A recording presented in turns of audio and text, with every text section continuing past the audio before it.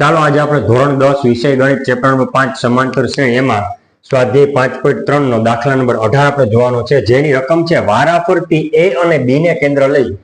એટલે a છે એને એક વખત કેન્દ્ર લેવાનું, પછી b ને વળી પાછું એને વળી પાછું b ને વારાફરતી કેન્દ્ર લઈ ક્રમિક અર્ધવર્તુળોની મદદથી, જો આ ક્રમિક અર્ધવર્તુળ, જો આ L1 પહેલું અર્ધવર્તુળ, L2 બીજું અર્ધવર્તુળ, L3 ત્રીજું અર્ધવર્તુળ, L4 ચોથું અર્ધવર્તુળ, એ રીતે અર્ધવર્તુળોની મધ્ય કુંતલ એટલે કે સ્પાઇરલ બનાવેલ છે.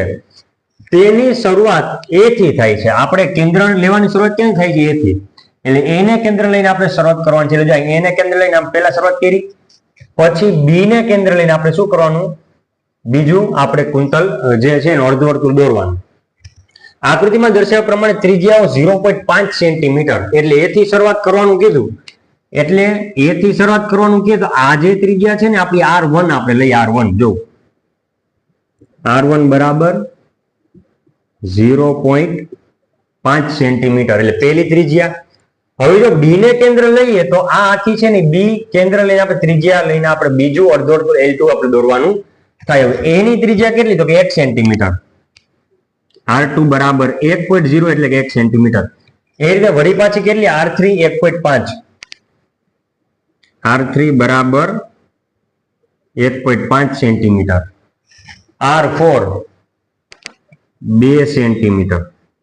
2.0 એટલે કે 2 સેન્ટીમીટર. હજી આગળ જાતા જાતા જાતા આવા 13 ક્રમિક અર્ધવર્તુળોની આપણે વાત કરવાની છે. કેટલા? તો કે આવા 13 ક્રમિક અર્ધવર્તુળોથી બનતા કુંતલની લંબાઈ શોધો. એટલે કુલ વાત કરીએ એટલે આવશે સરવાળાનું સૂત્ર. પહેલા A ને કેન્દ્ર લ્યો, પછી B ને કેન્દ્ર લ્યો, ફરી પાછું A ને કેન્દ્ર લ્યો, ફરી પાછું B ને કેન્દ્ર લ્યો. એ રીતે કુંતલની રચના કરવાની છે. તો આ જે કુંતલ છે ને કુંતલની લંબાઈ આપણે શોધવાની છે. તો આ આકાર જે છે ને કહી દીધો અર્ધવર્તુળ. જો અર્ધવર્તુળ એટલે આ છે ને અર્ધ પરિઘ થયો. શું થયો? અર્ધ પરિઘ. હવે જો પરિઘ છે ને પરિઘ, પરિઘનું સૂત્ર થાય 2πr. શું થાય? 2πr. પણ અહીં અર્ધ પરિઘ છે. અર્ધ પરિઘ, અર્ધ પરિઘની તમે વાત કરો ને તો પરિઘ જે છે ને 2πr એને ભાંગ્યા 2, તો અંશમાં 2 છેદમાં 2 ગયા તો જવાબ શું આવશે? πr. એટલે આ જે છે ને અર્ધ પરિઘ એનું સૂત્ર થાય πr. શું થાય? πr. તો એટલે πr1 એ રીતે આપણે લખી શકીએ. અહીં લખવું જો લખાય. તેથી કુંતલ ની લંબાઈ બરાબર પેલું અર્ધવર્તુળ લ્યો તો શું થાય? πr1. જો અર્ધ પરિઘ છે, પરિઘ હોય તો 2πr, પણ અર્ધ પરિઘ એટલે ભાંગ્યા 2 એટલે શું આવશે? πr. એટલે πr1 વત્તા πr2 વત્તા πr3 વત્તા πr4 વત્તા એમ આમ આગળ આવેલું જ જાય છે કુંતલ. હવે આમાં કોમન કેને લઈ લો તો કે પાઈ. જો પાઈ બધાયમાં છે, પાઈ પાઈ પાઈ પાઈ, તો અંદર શું વધે? R1 વત્તા R2 વત્તા R3 વત્તા R4. હજી આમ જાય આગળ વત્તા. હવે પાઈ R1 એટલે તો કે 0.5 વત્તા R2 એટલે 1 વત્તા R3 એટલે 1.5 વત્તા R4 એટલે 2 વત્તા આમ આગળ આગળ ત્રિજ્યા જે છે એ આપણને આપેલી છે 0.5 1 1.5 2. તો મેં R1 R2 R3 R4 એ રીતે મૂકો. એટલે કુંતલની કુલ લંબાઈ જે છે ને એને આપણે સમીકરણ તરીકે લઈ લઈએ. સમીકરણ નંબર 1 આપણે આપી દઈએ. સમીકરણ નંબર 1. હવે જ્યાં એક સમાંતર શ્રેણી જેવું તમને દેખાતું હોય છે. જો 0.5 1 0.5 1 વત્તા કરીએ વત્તા વત્તા 1.5 વત્તા 2 વત્તા આવા દાખલા આપણે અગાઉ જોઈ ગયા. આ એક સમાંતર શ્રેણી સ્વરૂપ આપણે લઈ લઈએ.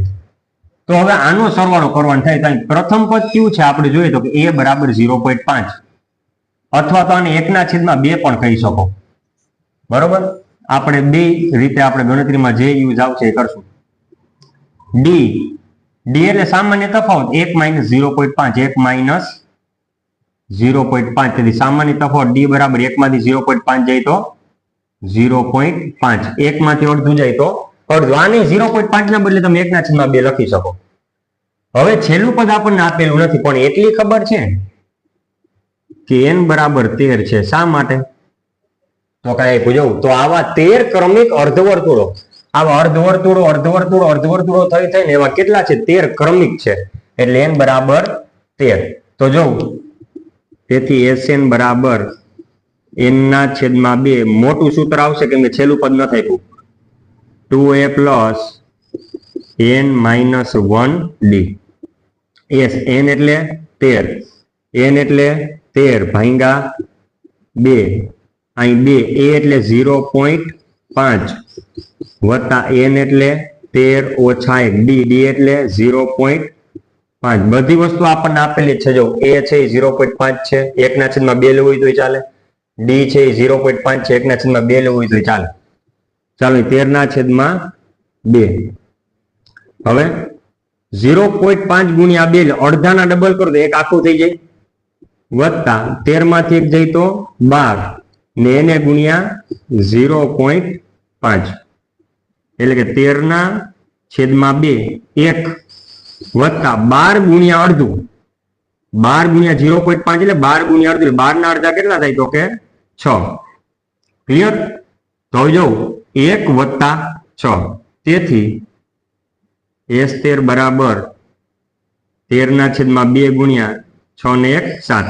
એટલે આપણને શું મળ્યું? S13 એટલે કે આનો સરવાળો મળ્યો છે.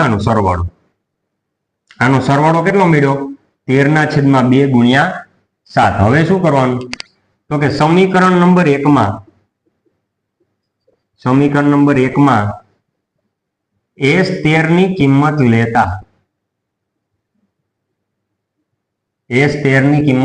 લેતા કેમ કે S13 એટલે આ બધાનો સરવાળો છે. તો જો તેથી કુંતલની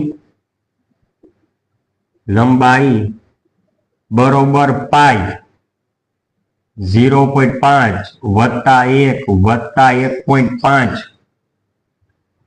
વત્તા 2 વત્તા આગળ.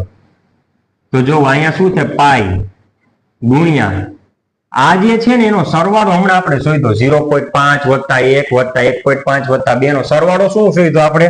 13/2 ગુણ્યા 7. 13/2 ગુણ્યા 7 આપણે સરવાળો શોધ્યો. હવે પાઈ ની કિંમત શું કીધું આપણે? 22/7.